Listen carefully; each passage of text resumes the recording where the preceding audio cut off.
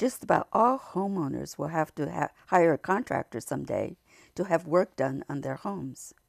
Do you know how to go about finding a good one? And do you know how to avoid getting scammed? I'm Grace Trafton of The Better Part. Stay tuned.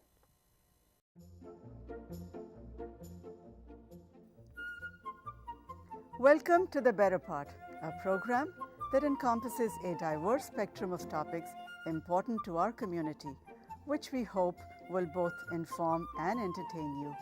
We invite you to sit back and enjoy the program.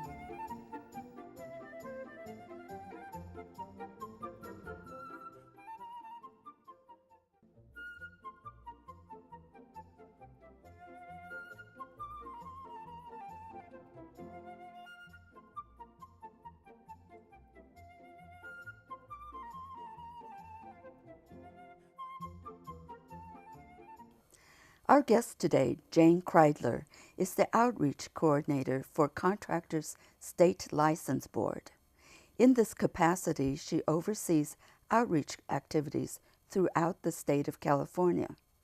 Prior to joining this organization in 2011, Jane had held various positions with the state of California for over 30 years. Welcome, Jane. So good to have you here today. Thank you so much for inviting me. Tell us, first of all, about Contractor's State License Board. Well, the Contractor State License Board is under the umbrella of the California Department of Consumer Affairs. It is one of the 40-plus boards and bureaus that is under the Department of Consumer Affairs. And we have been around since 1929, and we license and regulate the construction industry in California.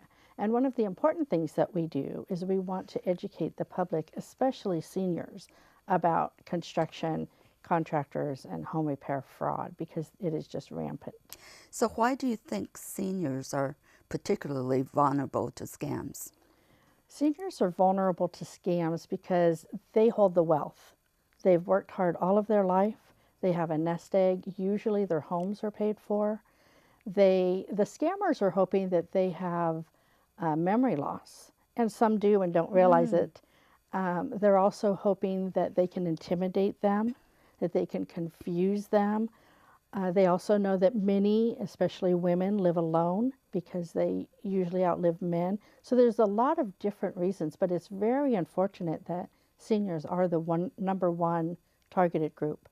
It really is unfortunate because they're the ones who can least afford to be scammed. Right. Many of them are living on fixed incomes, and their wealth is really in their asset, which is their home. Mm-hmm. What is the first thing a homeowner should consider when hiring a contractor? The first thing, I believe, is not to hire someone who solicits them. Very important that the homeowner solicits the contractor, especially people who are coming to the door through the phone or through the mail. They really are strangers. So it's being careful where you find your contractor. Also realizing that it could take a little while. You don't want to rush into making a hasty decision because it could cost you more money later, or it could just cost you a lot of money the very first time. So how can a homeowner find a reputable contractor? That's such a good question, and I get that question a lot. We cannot recommend. Because it's like, you love all of your children the same. So we license all of them. Really, it's word of mouth is a good way. Also, if a contractor has done somebody harm, it's going to be on the internet. If you Google the name of the contractor or the name of the company and they have not done good jobs for people, we do tend to complain on the internet, so you can find it there. Also, it's a good usually material suppliers know who the good contractors are. Oh, that's because a good the idea. Contractors will come in and they'll get supplies. Well, they know if they're getting cheaper material because they provide the material. Sometimes building departments, although not always, it depends on where you live as to whether the building department might recommend someone. So there's various ways to find them, even though if you get a word of mouth reference from friends or relatives, it's always still a good idea to interview more than one. So why is it so important to interview more than one? You know, the price alone, the cost alone would be an incentive for me. And we know that we all love sales and deals. We don't want the deal on our home necessarily because that person that gives you the low bid might be unlicensed. But you want to compare. For example, there was a homeowner recently that had a walk-in tub put in, paid $15,000. Had no idea that was a horrendous price because she didn't get 3 bids. So it's always good to compare the prices with the bids. And what are the risks of hiring somebody who's not licensed? Oh, where do I begin? There are reasons that people can't get licensed. It could be their criminal history.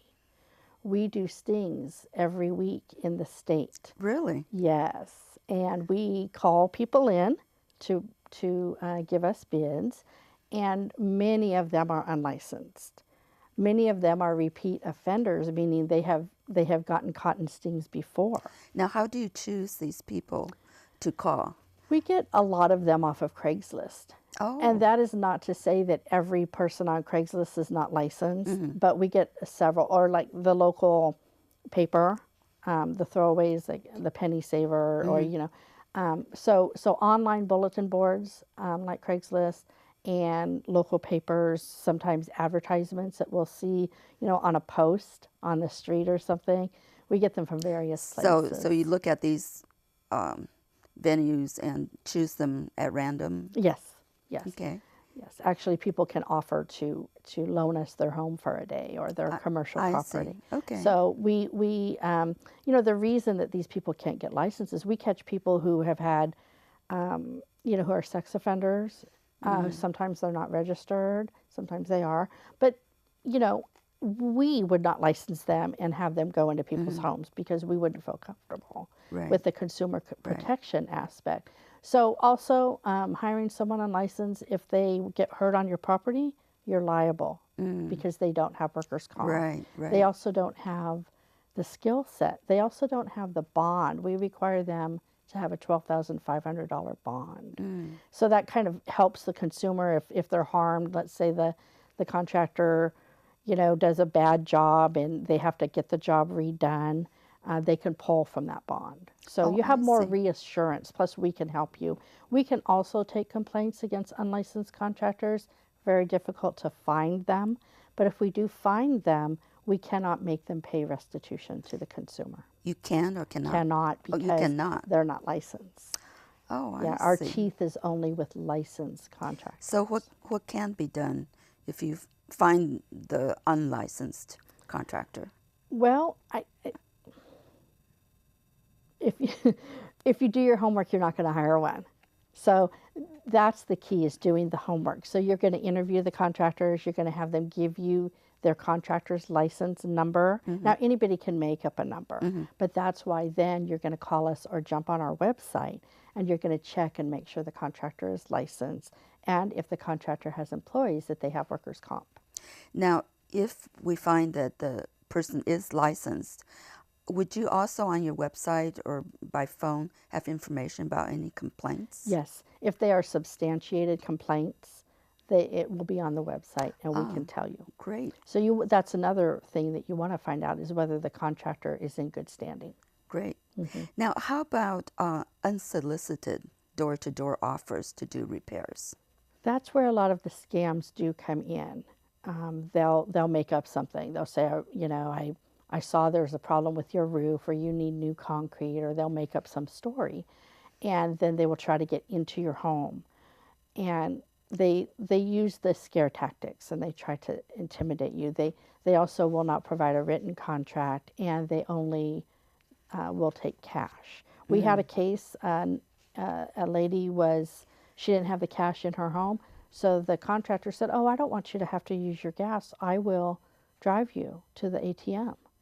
You know, they're very smooth. Of course, he wasn't a licensed contractor, but you never know what the angle is with people who are coming to your door, whether they're trying to, you know, do home repair work or anything else. And another case we had was a person was going through a neighborhood.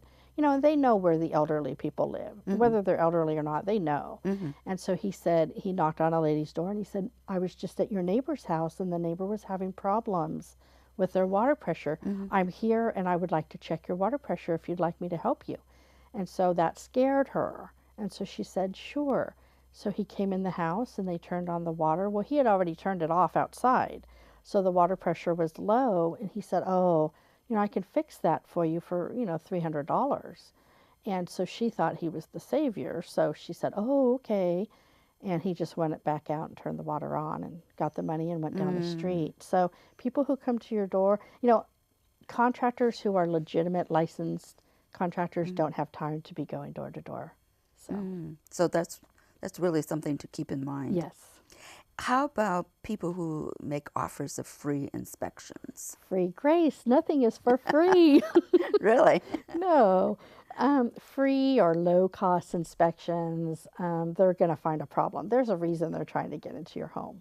It's either to lighten your pocketbook or come back later and maybe, you know, help themselves to some things around your home, get you to sign some kind of paperwork where you've put personal information down, such as your social security number, driver's license. So they have an angle.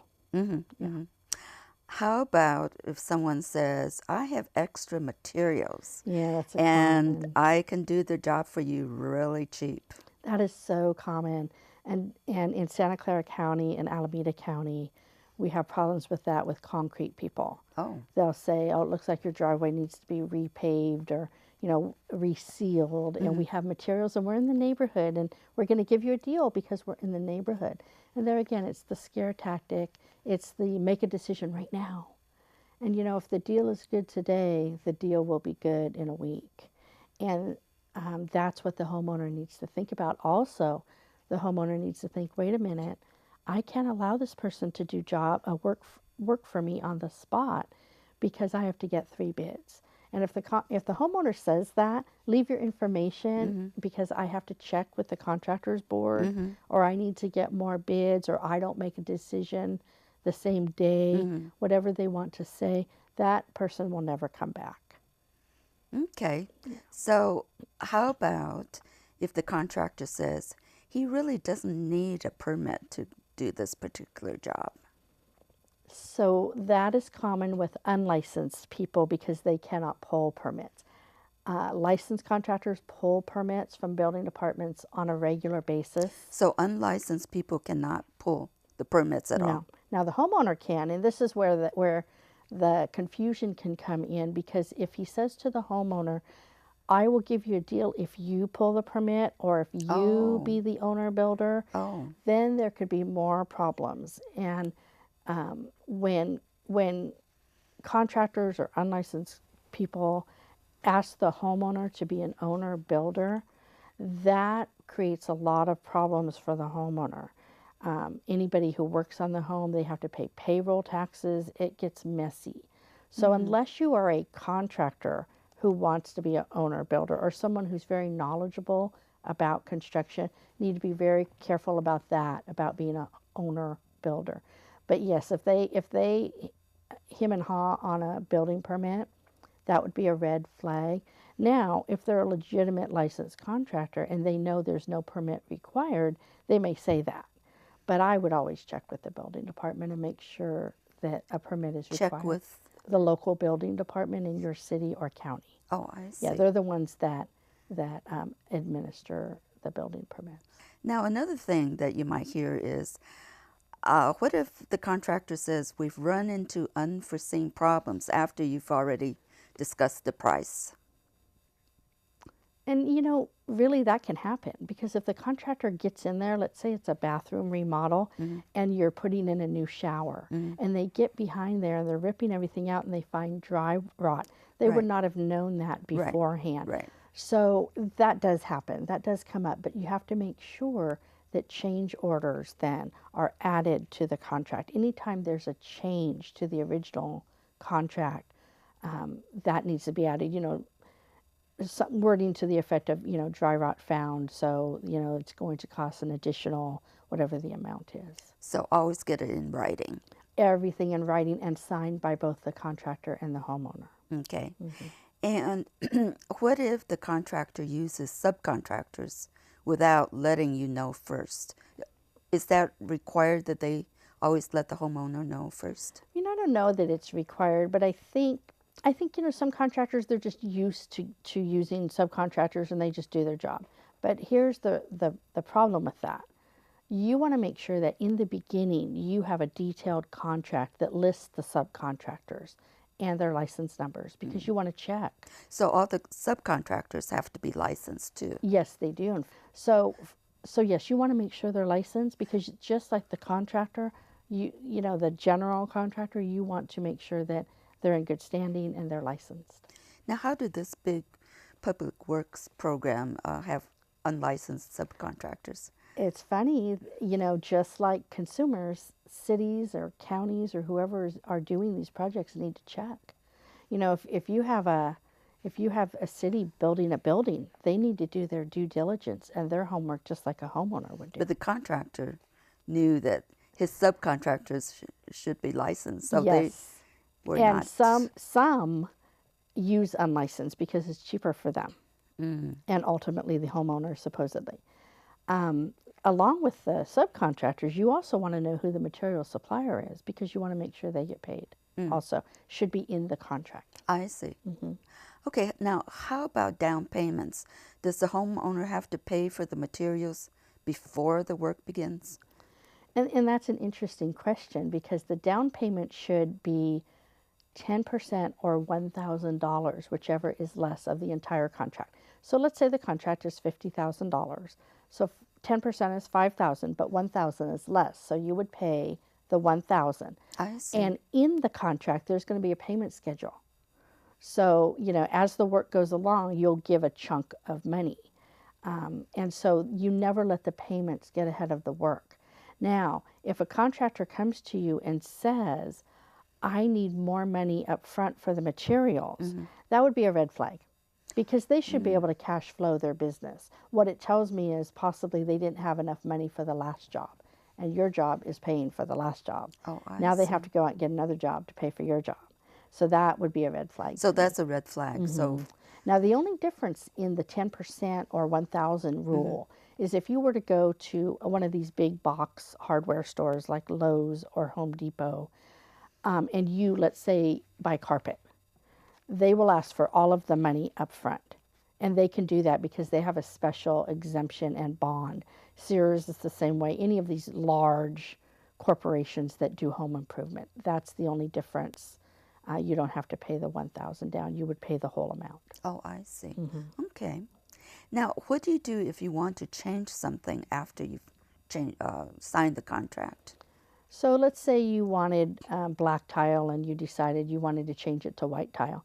Just make sure there's a change order. And that happens frequently especially if you're doing a remodel. You'll say, oh, I feel like I want a half wall here instead of a full wall or something. And it's very common to have change orders, but just make sure they're all in writing and signed. Okay. And I've heard about something about a mechanic's lien. Yes. Now, what is it exactly, and how can a homeowner be assured that a mechanic's lien won't be placed on the home? Well, by doing their homework, by doing the things that we've talked about. But a mechanic's lien is a claim placed against your property by either the contractor, the subcontractor, or the material supplier because they did not get paid. So let's say you pay the prime contractor and they do not pay the subcontractors or the material supplier. They can put a lien on your property. Oh, they really? can even make you foreclose. They can foreclose your home.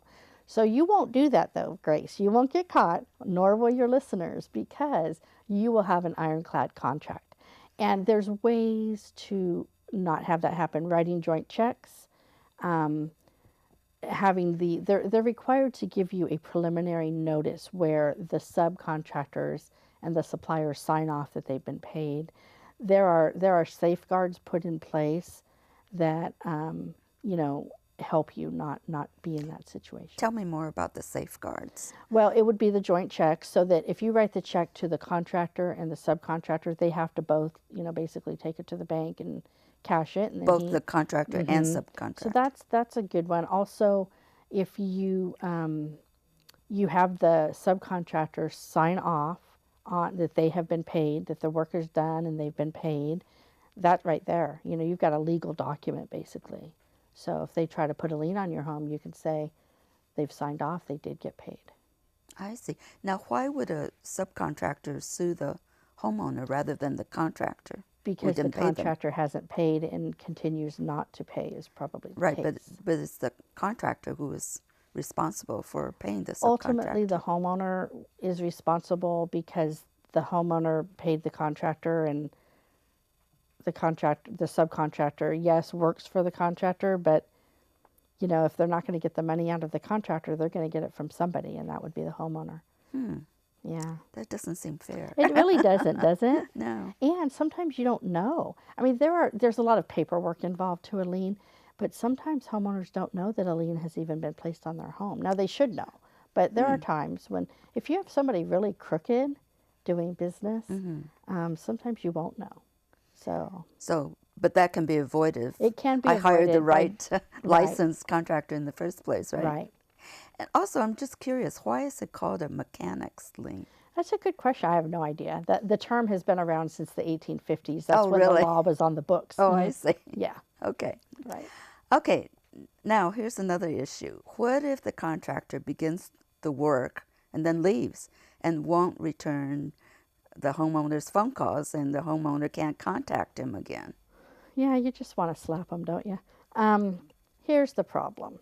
That usually happens with unlicensed. What happens is they'll come to the door, they'll get a bunch of cash, they'll start the work and say, oh, I have to go get some supplies, and then they'll never return. Now, with licensed contractors, we do have some that abandon the job. That's when you call us. We have a call center, and we will try to get a hold of the contractor and work the complaint. You have to file a complaint, and we'll start working it. And a contractor does not want to have a bad mark against the license because that affects their business. So usually we can mediate, get that contractor back on the job. We mediate. I don't know what the percentage is, and I want to say it's around 50%, but we mediate the complaints before they go further. And so we really try to get the homeowner and the contractor on the same page.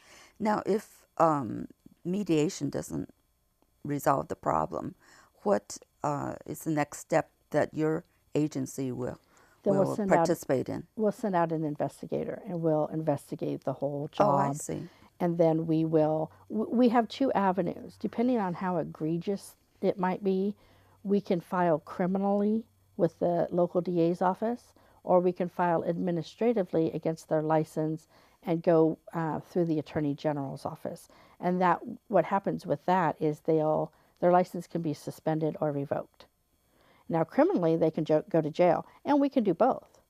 So it depends on how bad it is. And I just want to say that you've got one bad apple, and it spoils the whole bunch, right? Right. And so even though we license over 300,000 contractors in 43 different classifications. Really? That many? It's a lot. You might have a few that are bad. It's just the way it is. But we don't want them to harm others. So we do want to hear the complaints from the consumers. So do you know what percentage are bad? We get approximately 20,000 complaints a year, but that is on both licensed and unlicensed. So what is that, about 3% or so? So I don't know the percentage of licensed versus unlicensed, but we can discipline unlicensed. We just don't have any teeth to make them pay restitution. We can give them a fine, which, And really what we want is we want the unlicensed people to become licensed if they can. Right. And help people not be unlicensed. Now, what else can you do about the unlicensed contractors? I'll have to tell you, statewide, there's a big effort, a big push, because it's part of the underground economy where they don't pay taxes, they don't pay payroll taxes, they don't have workers' comp. So really it affects a lot of areas.